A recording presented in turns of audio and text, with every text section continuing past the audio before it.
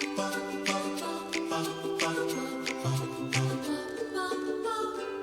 again, everybody, this is Ashley. Welcome to the Pinkfresh Studio's YouTube channel. Today we're going to be making these two cards with really intricate, beautiful backgrounds using the two background dies that you see here. This is Folklore and also Modern Blooms. And I think that they give a really beautiful look and design without being overstated. And I love the way that they come out. They're pretty easy to create, so I wanted to share that with you today. I'm going to take this piece of colored cardstock, and if you're interested in all of the details, you can see the description below, and also there is a link to my blog post which will have more information on the products used. So the first thing I'm going to do is take my Versamark ink pad and just spread this all over this piece of cardstock. This is cut to 4 by 5 1/4, so it's smaller than an A2 size card and smaller than the Folklore die. This is going to fit perfectly in the center, and before I do that, I'm just going to emboss this with clear embossing powder all over the front. Basically, what I'm trying to do is just give this a little bit more interest, to be a little shiny, and also it will just be a tone or two darker than what it originally was. And I'm going to end up putting this die cut on top of an identical piece of colored cardstock. So I want it to stand out just a little bit, just to give a little bit more interest, and so that you can definitely see the differentiation between the cardstock color and the die cut color. So as you can see, because that's cut slightly smaller, it fits right there in the center, and I'm going to put this through my Gemini Junior. Now, I put it facing up because that's normally how you would do it for a Gemini Junior, and I can see that not every single piece is cut perfectly. This happens a lot with intricate dies, and also I need to replace my magnetic mat. I see that. But what I'm going to do is flip this over, and this just sort of evens out the pressure, I think, when you put it through the die cutting machine. If you have a Spellbinders Platinum 6 or something similar to that, and you would normally put it face down, I would do face down one time and then turn it face up and then put it through again. I seem to get really good results when I do that with really intricate dies, and it comes out really easily. And whereas normally you'd have to struggle a little bit just to get every tiny little piece out, I don't have any trouble once I do that little trick that I learned a little while ago. So as you can see, I'm just pulling out all of the larger pieces now, and they're coming out really easily. I'm going to speed this up because I just want to show you how easy all the pieces really do come out. The end result of this die cut is a very thin cover die, basically, or cover die cut. So you want to make sure that you're very careful when extracting it, I guess, from the die itself. It's pretty embedded in there and very thin. So I use a craft pick for these really intricate dies because it can get right underneath the cardstock and in between the lines on the die plate. And you're able just to sort of pop it out of the die rather than having to pull it out, which can result in some tearing. So as you can see now, I'm just putting that craft pick right there underneath the cardstock, between the cardstock and the die, like I said. And I always find this to be like one of those oddly satisfying things. You'll see I just pop it right out of the die and it comes out nice and whole, and it looks beautiful. It came out really nice. And you can see the color differentiation there when I put it on top. So it's definitely a little bit darker because of the clear embossing powder, and also in the light, it's a little bit of shine.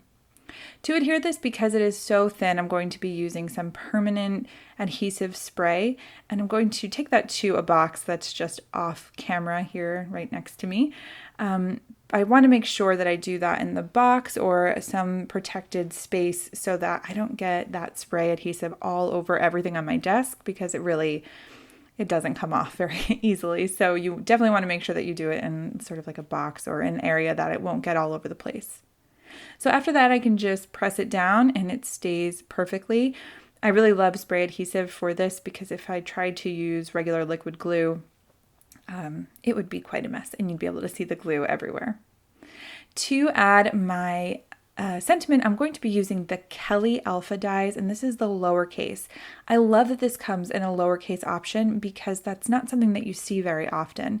I also love the little flourishes and embellishments. Like, look at that G. It's so fun, and it's not really something that you can get in an uppercase, just because I feel like Obviously, all uppercases look pretty much the same. So lowercase letters, I think, is where you can bring in a lot of creativity, and it just looks like something a little bit different.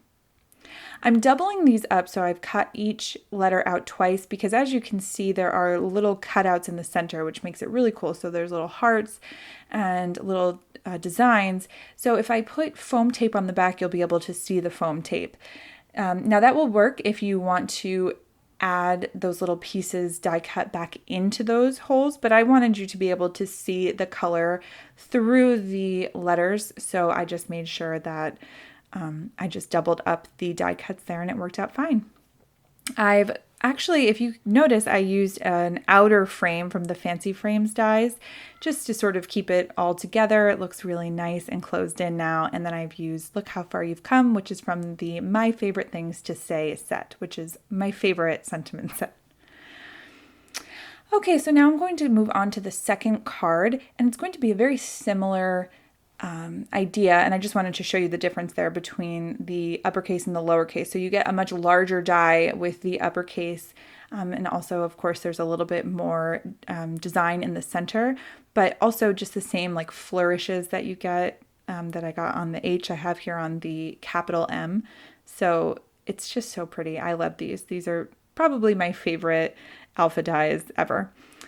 So I'm going to take 3 now because I want this to be quite I want this to bring a lot of dimension because this is really going to be the centerpiece of my card, and this is going to be the main image on my card. I love being able to personalize cards, and I'm actually doing this for my mom. Her name is April, but I've used an M because I call her mom, but you can use any letter of anybody's name, or you can use their initials, anything like that, and it works just as well. So I've gone ahead and die cut the modern blooms out of the same color piece of cardstock, and I'm not going to do anything to this one, no clear embossing powder or anything like that. I did spray it with that spray adhesive, but I think that this die has a lot of imagery to it, so you can actually make out the leaves and the flowers. So I didn't think I needed to add anything extra, but some other ideas that you can do, of course, is like Nouveau Glimmer paste, or you could emboss it in a different color, and I think that it would be just as beautiful. I just wanted to keep this one really nice and simple. I do have a few pieces that I didn't get the spray adhesive on, so I'm just taking a really thin tipped liquid glue and just adding the slightest bit, like the tiniest dots on there so that it doesn't come out and ooze over the sides.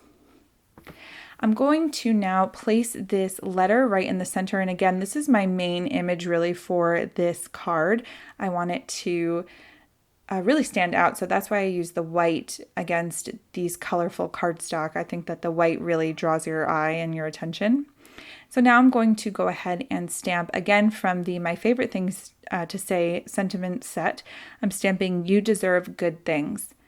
I'm using the same colored cardstock that I used in my last card because I really like to make matching sets, and especially when I'm making a video or projects that I want to photograph together, or maybe I'm giving this as a gift or like a set. I like when they match if I'm making them together, if that makes sense. It just makes me feel a little bit better. So I'm using my Fiskars trimmer just to trim this down. It's a wire trimmer, so I'm able to see exactly where I need to cut, which is really nice for sentiments. And then I'm just going to adhere that right over that M there in the center. And the M is large enough that it really takes charge, and I'm able to put a sentiment strip right over it, which is really fun. I've added some Pinkfresh gems because I can't get enough of them, and I put it on an A2 size card base and called it a day. Make sure to give this video a thumbs up and subscribe to the Pinkfresh channel, and I will see you again very soon. Thanks so much.